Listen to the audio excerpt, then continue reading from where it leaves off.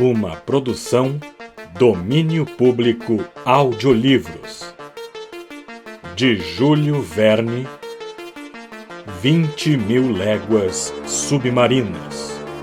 Parte 6. Narração Jaime Maciel. Antes de começar o vídeo, curta, compartilhe e caso ainda não seja inscrito no canal, clique no botão Inscreva-se. Aproveite o audiolivro. Capítulo 12. Tudo pela eletricidade. Professor, eis os aparelhos que fazem o Nautilus navegar, disse o Capitão Nemo, apresentando-me os instrumentos pendurados nas paredes do quarto. Aqui, como no salão, tenho-os sempre diante dos olhos, e eles me indicam minha situação e cursos exatos no meio do oceano.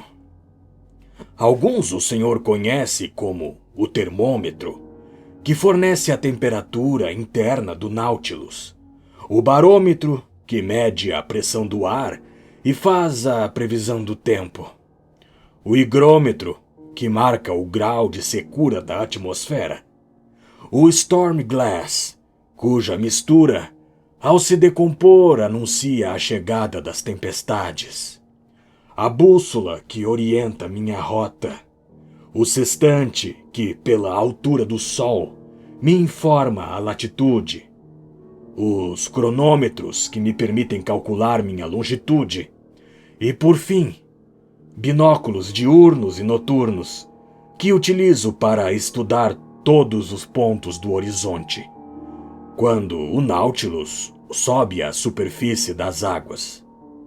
Estes são os instrumentos de praxe do navegador, respondi, e conheço seu uso, mas aqui estão outros que por certo correspondem a exigências específicas do Nautilus. Aquele quadrante à minha frente, percorrido por um ponteiro móvel, não seria um manômetro? É um manômetro, de fato. Além de indicar a pressão externa, quando em comunicação com água, aponta a profundidade em que meu aparelho se encontra. E esse novo tipo de sondas? São sondas termométricas, que registram a temperatura dos diversos níveis de profundidade. E esses instrumentos, cujo uso não consigo imaginar? Nesse ponto, professor, sou obrigado a dar-lhe certas explicações, disse o Capitão Nemo. Peço-lhe que me escute. Manteve-se em silêncio por alguns instantes, para então prosseguir. É um agente poderoso, obediente e rápido, fácil, que se adapta a todos os usos e reina soberano a bordo. Tudo é feito por ele. Ele me ilumina, me aquece. É a alma dos meus aparelhos mecânicos. Esse agente é a eletricidade. Ah, eletricidade! Exclamei, boquiaberto. Sim, senhor. Mas, capitão, o senhor se locomove a uma velocidade inédita, o que não condiz com o poder da eletricidade. Até o momento, a força dinâmica que ela possui permanece limitadíssima, gerando apenas uma energia desprezível. Professor, explicou-me o Capitão Nemo, minha eletricidade não é a de todo mundo. Isso é tudo o que me permitirá dizer-lhe sobre o assunto. Não insisto, capitão, e satisfaço-me com meu estupor diante dos resultados. Uma única pergunta, entretanto, a qual não deve responder se for indiscreta. Os elementos que emprega para produzir esse maravilhoso agente devem desgastar-se rapidamente? O zinco, por exemplo, como o substitui uma vez que não mantém nenhuma comunicação com terra firme? Sua curiosidade será saciada, respondeu.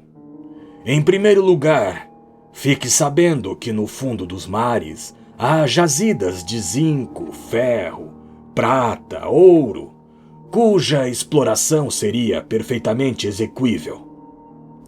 Mas não empreguei nenhum desses metais terrestres. Quis pedir exclusivamente ao próprio mar os meios de produzir minha eletricidade. Ao mar? Sim, professor. Não me faltavam recursos para isso. Por exemplo, instalando um circuito entre diversos fios mergulhados em diferentes profundidades, eu poderia obter eletricidade pela variação de temperaturas que afetasse cada circuito. Mas preferi recorrer a um sistema mais prático. E qual foi? O senhor conhece a composição da água do mar. Em 1000 gramas encontramos 96 centésimos e meio de água, além de 2 centésimos e 2/3 aproximadamente de cloreto de sódio. Depois, em pequena quantidade, cloretos de magnésio e potássio, brometo de magnésio, sulfato de magnésio, sulfato e carbono de cal. Como vê, o cloreto de sódio representa uma proporção considerável dessa água. Ora, é esse sódio que extraio da água do mar e com o qual componho meus elementos. Sódio? Sim, professor. Misturado com o mercúrio, ele forma um amálgama que substitui o zinco nos elementos Bunsen. O mercúrio jamais se desgasta. Apenas o sódio se dilui, e este o próprio mar me oferece. Acrescento que as pilhas de sódio devem ser consideradas mais potentes e que sua força eletromotriz é o dobro da força das pilhas de zinco. Compreendo perfeitamente, capitão. A essência do sódio nas condições de que o senhor desfruta. O mar o contém, admito. Mesmo assim, ainda se faz necessário fabricá-lo, extraí-lo, em suma. E como faz? Suas pilhas poderiam, evidentemente, ser empregadas nessa extração, mas, ou muito me engano, ou o consumo de sódio requerido pelos aparelhos elétricos superaria a quantidade extraída. Daí resultaria que, para produzi-lo, o senhor consumiria mais do que o produziria. Daí, professor, eu não extraí-lo por meio da pilha, empregando pura e simplesmente o calor do carvão mineral. Mineral? Insisti. Marinho, caso prefira, respondeu o capitão Nemo. E consegue explorar jazidas submarinas de hulha? Professor Aronnax, o senhor me verá em ação. Peço-lhe apenas um pouco de paciência, uma vez que dispõe de tempo para ser paciente. Lembre-se apenas de que devo tudo ao oceano. Ele produz a eletricidade, e a eletricidade fornece ao Nautilus calor, luz e movimento. Resumindo, a vida. Mas não o ar que respira.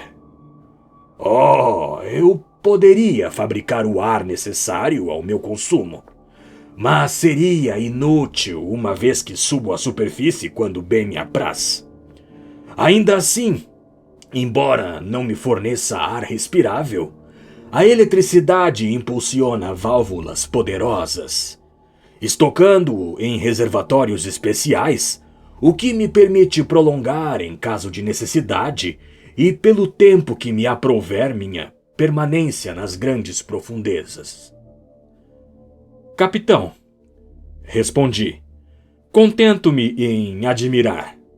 O senhor, evidentemente, descobriu o que os homens sem dúvida descobrirão um dia: a verdadeira força dinâmica da eletricidade. Não sei se a descobrirão, respondeu friamente o capitão Nemo.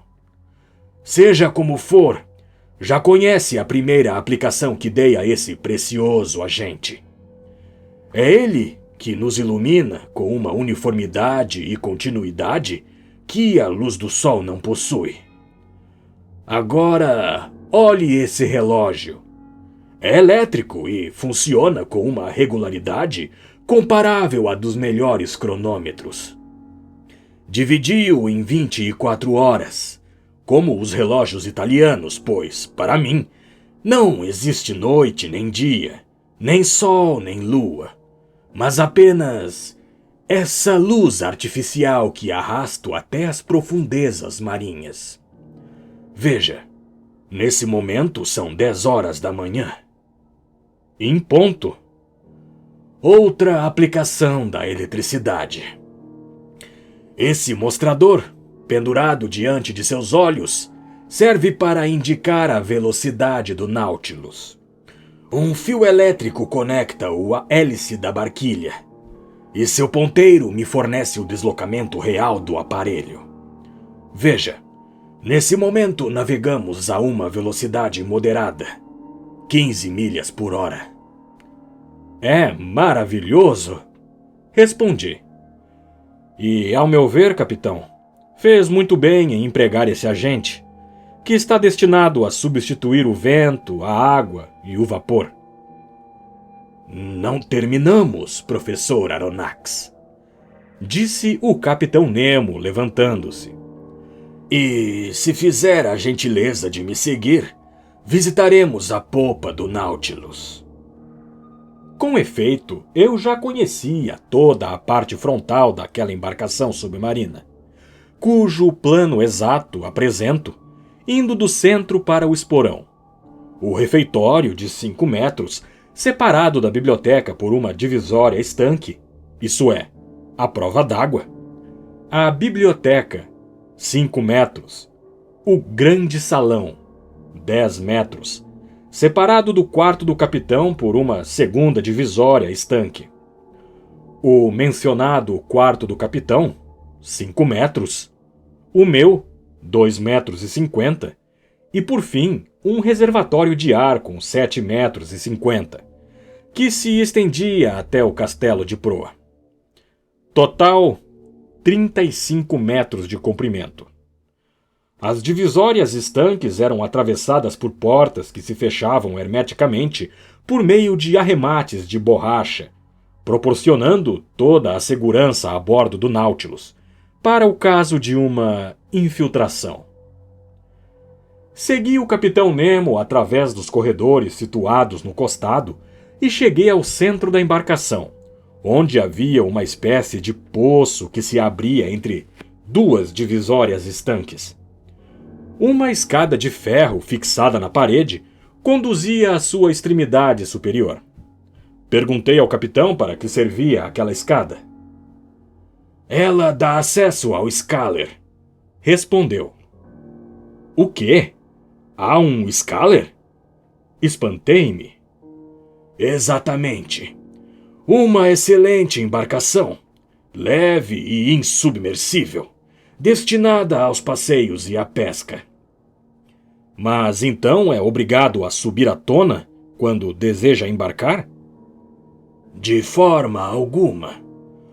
O Scaler encaixa-se na parte superior do casco do Nautilus, ocupando uma cavidade disposta para recebê-lo. Consiste numa plataforma inteiriça, absolutamente impermeável e rematada por sólidos rebites. Essa escada conduz a uma passagem vazada no casco do Nautilus, que corresponde a uma passagem idêntica no flanco do Scaler.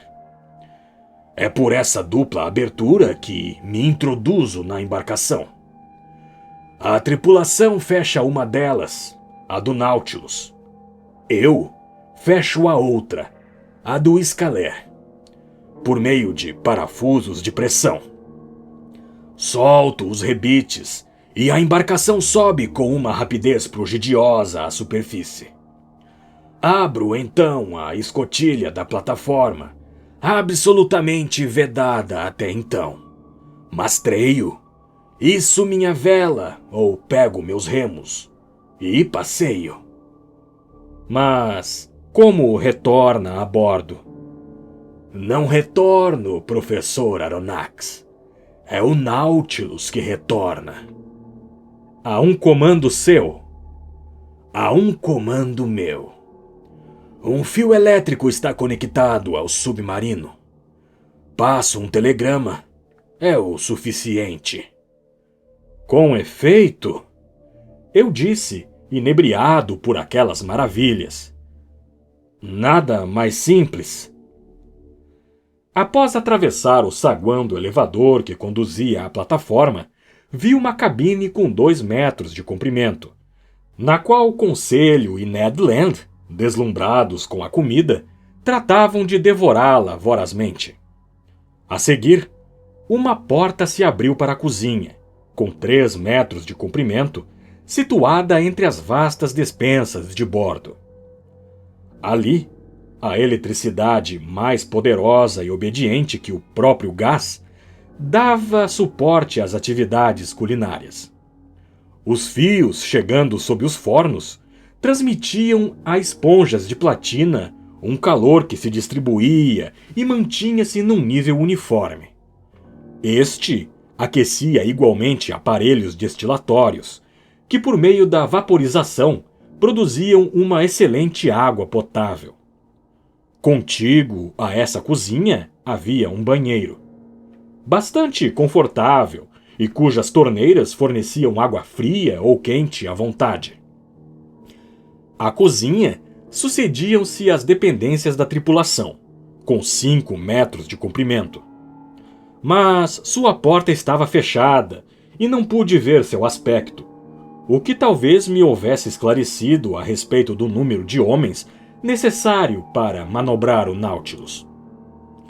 Ao fundo erguia-se uma 4ª divisória estanque, que separava essa dependência da casa de máquinas.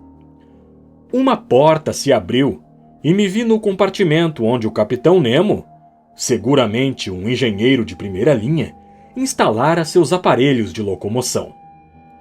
A casa de máquinas, intensamente iluminada, não media menos de 20 metros de comprimento e dividia-se em 2 partes.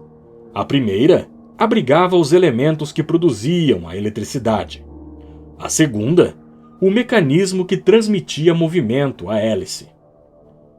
O que logo me chamou a atenção foi o cheiro sui generis que impregnava esse compartimento. O Capitão Nemo percebeu minha reação. São, explicou, emanações de gás produzidas pelo uso do sódio. Mas é um mero e pequeno inconveniente. Todas as manhãs, por sinal, procedemos a uma purificação, arejando o Nautilus com ar fresco. Enquanto isso, eu examinava com um interesse facilmente concebível o motor do submarino. Como vê, disse o Capitão Nemo, uso elementos Bunsen, e não elementos Ruhmkorff. Estes não forneceriam potência suficiente. Os elementos Bunsen são pouco numerosos, porém resistentes e maiores, o que, pelos meus testes, dá melhores resultados. A eletricidade produzida dirige-se para a popa, onde, por intermédio de eletroímãs de grandes dimensões, age sobre um sistema especial de alavancas e engrenagens que transmitem um movimento ao eixo da hélice. Este, cujo diâmetro é de 6 metros, e o passo de 7,50 metros, pode alcançar 20 giros por segundo. Gerando, então, uma velocidade de 50 milhas por hora. Havia um mistério naquilo tudo, mas não insisti em conhecê-lo. Como era possível a eletricidade atuar com aquela potência? Qual a origem daquela força quase ilimitada? Seria sua fantástica pressão, obtida por bobinas de um novo tipo? Ou seu poder de transmissão, que um sistema de alavancas desconhecidas era capaz de aumentar infinitamente? Era o que não me entrava na cabeça. Capitão Nemo, declarei. Constato os resultados e não procuro explicá-los. Vi o Nautilus manobrar diante da Abraham Lincoln e sei a que me ater sobre sua velocidade, mas avançar não basta. Tem de saber aonde vai. Tem de poder dirigir para a direita, para a esquerda, para cima, para baixo. Como alcança as grandes profundidades, onde enfrenta uma resistência crescente, estimada em centenas de atmosferas? Como sobe a superfície do oceano? Enfim, como permanece no meio que lhe convém? Eu estaria sendo indiscreto com essas perguntas? De forma alguma, professor, respondeu-me o capitão, após ligeira hesitação.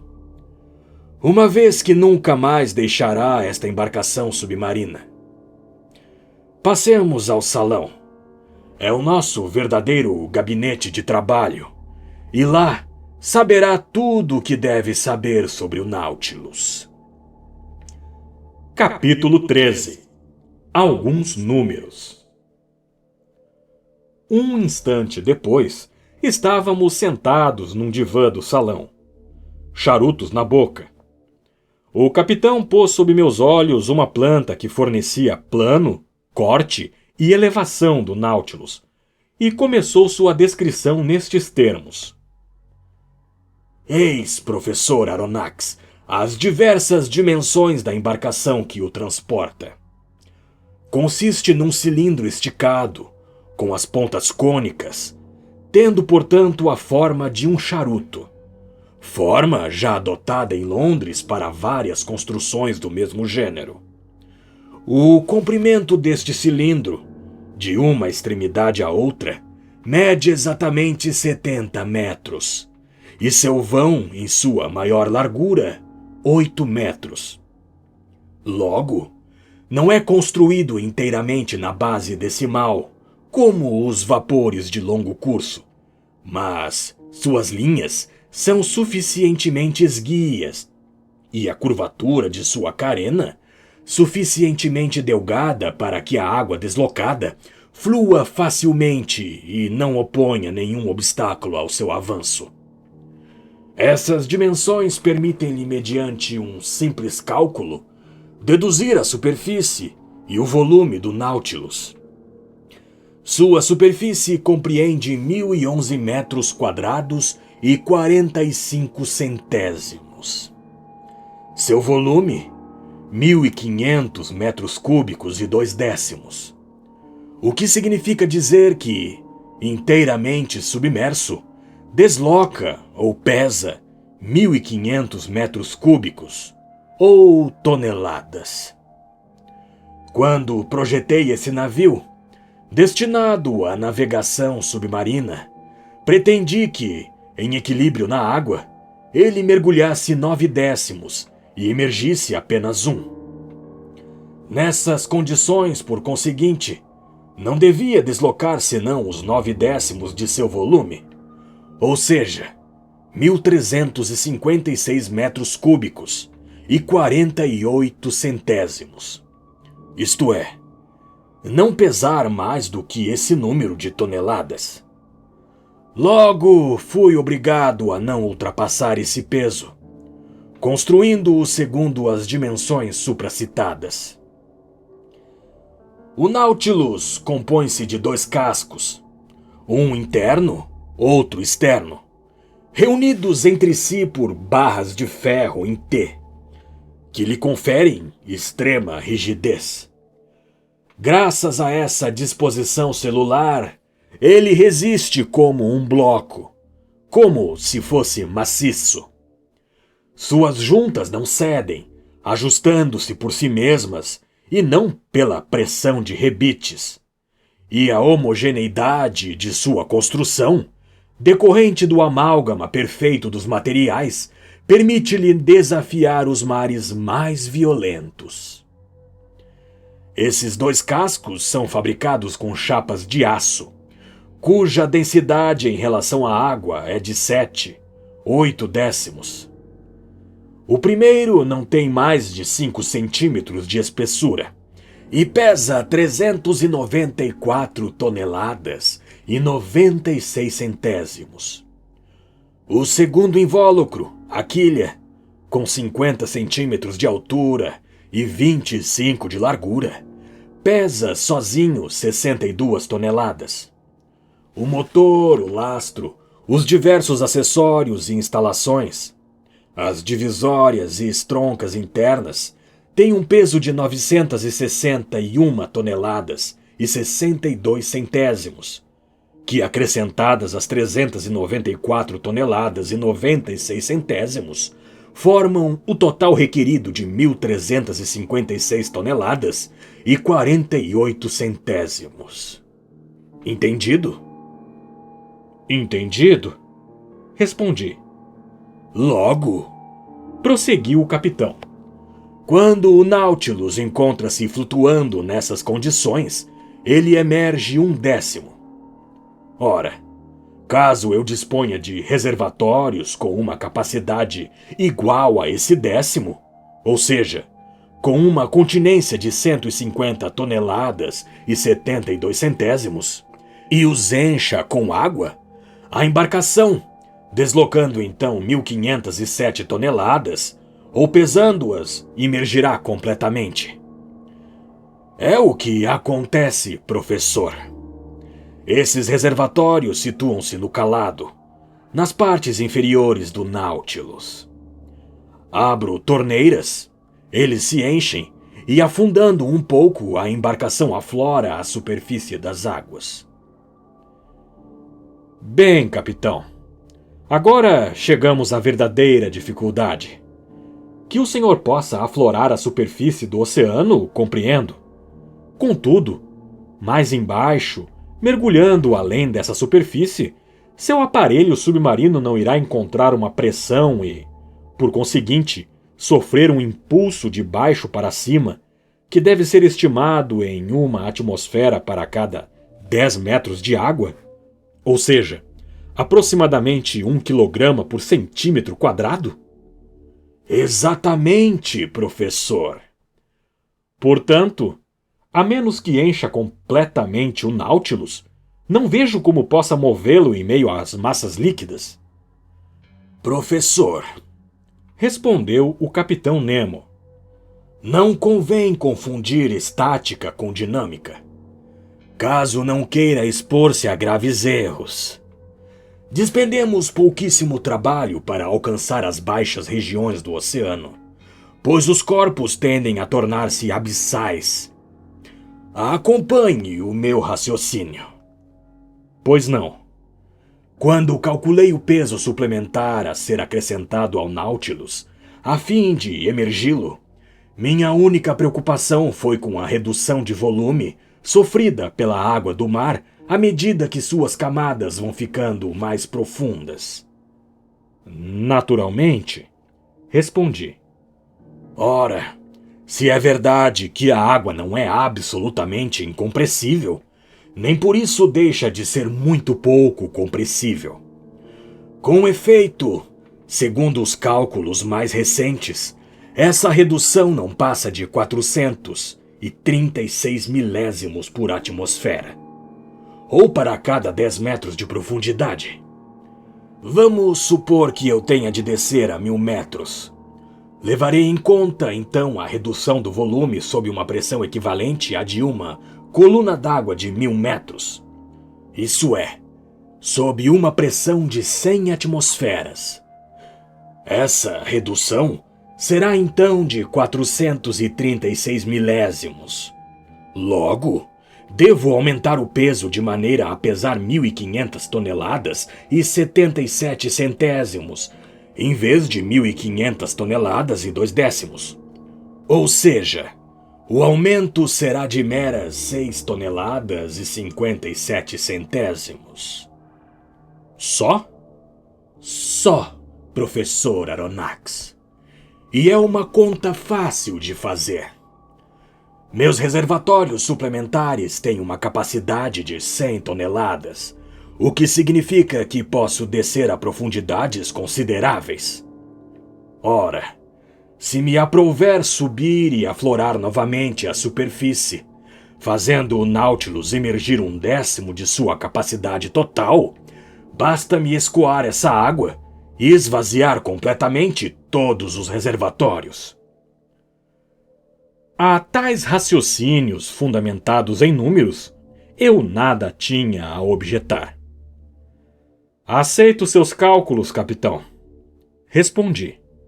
Contestá-los seria dar prova de má vontade, uma vez que diariamente a experiência lhe dá razão. Mas pressinto uma dificuldade real à frente. Qual seria, professor? Quando o Nautilus encontra-se a 1000 metros de profundidade, suas paredes suportam uma pressão de 100 atmosferas. Se nesse momento desejar esvaziar os reservatórios suplementares para tornar sua embarcação mais leve e subir à superfície, as válvulas terão de vencer essa pressão de 100 atmosferas, a qual é de 100 kg por centímetro quadrado, da onde uma força que apenas a eletricidade é capaz de fornecer. Apressou-se em dizer o capitão Nemo. Repito, professor, a força dinâmica de meus motores é praticamente infinita. As válvulas do Nautilus possuem uma força prodigiosa, e o senhor deve ter visto quando suas colunas d'água precipitaram-se como uma torrente sobre a Abraham Lincoln.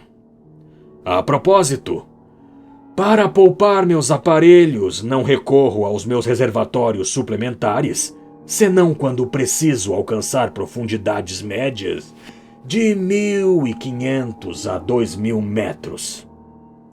Assim, quando me apraz visitar as profundezas do oceano, a 2 ou 3 léguas abaixo de sua superfície, emprego manobras mais demoradas, porém, não menos infalíveis. Quais, capitão? Perguntei. Isso evidentemente significa revelar como manobramos o Nautilus. Estou impaciente para saber. Para dirigir esta embarcação para este bordo, para bombordo, para evoluir em suma, seguindo um plano horizontal, faço uso de um leme comum, com açafrão amplo, fixado na traseira do cadaste, impulsionado por uma roda e um sistema de polias. Mas posso igualmente mover o Nautilus de baixo para cima e de cima para baixo, isto é, num plano vertical, fazendo uso de 2 planos inclinados, fixados em seus flancos no centro de flutuação. Planos móveis capazes de trabalhar em qualquer posição e que são manobrados internamente por meio de alavancas poderosas. Esses planos são mantidos paralelos à embarcação. Esta move-se horizontalmente. Quando inclinados, o Nautilus, sob o empuxo de sua hélice, ou emerge, conforme o grau desta inclinação, e descrevendo a diagonal pretendida. Se, porventura, eu quiser regressar um pouco mais rapidamente à superfície, basta-me engrenar a hélice para a pressão das águas, fazer com que o Nautilus suba como um balão, que, inflado pelo hidrogênio, ascendesse rapidamente aos céus. Bravo, capitão! Exclamei. Mas como o timoneiro, no meio das águas, pode seguir a rota que o senhor lhe determina? O timoneiro fica instalado numa cabine envidraçada, que se projeta na parte superior do casco do Nautilus e é equipada com vidros lenticulares. Vidros capazes de resistir a tais pressões? Exatamente. O cristal, apesar de frágil ao choque, oferece uma resistência considerável. Em experimentos de pesca com luz elétrica efetuados em 1864, nos altos mares do norte, vimos placas dessa matéria, com uma espessura de apenas 7 milímetros, resistir a uma pressão de 16 atmosferas, ao mesmo tempo em que deixava passar poderosos raios caloríferos que lhe distribuíam desigualmente o calor. Ora, os vidros de que me sirvo não têm menos de 21 centímetros em seu centro. Isto é, 30 vezes essa espessura. Admito, Capitão Nemo. Mas, para enxergar, é preciso que a luz expulse as trevas. E me pergunto como, em meio à escuridão das águas... Atrás do compartimento do timoneiro, acha-se instalado um poderoso refletor elétrico, cujos raios iluminam o mar a meia milha de distância. Ah, bravo! 3 vezes bravo, capitão! Agora entendo a fosforescência do pretenso narval, que tanto intrigou os cientistas. A esse propósito, eu lhe perguntaria se o abalroamento entre o Nautilus e o Scotia, que tanta celeuma causou, foi um mero acidente. Precisamente, cavalheiro. Eu navegava 2 metros abaixo da superfície das águas quando o choque se produziu. Por sinal, vim a saber que não resultou em nenhuma avaria grave. Nenhuma, cavalheiro. Mas, e quanto ao seu encontro com a Abraham Lincoln? Professor, senti grande pesar por um dos melhores navios da brava marinha americana, mas estava sendo atacado e tive de me defender. Contentei-me, todavia, em deixar a fragata fora de combate. Ela não terá dificuldade em reparar suas avarias no porto mais próximo. Ah, comandante! Exclamei com convicção. É realmente uma embarcação maravilhosa o seu Nautilus. Sim, professor. Respondeu com genuína emoção o Capitão Nemo.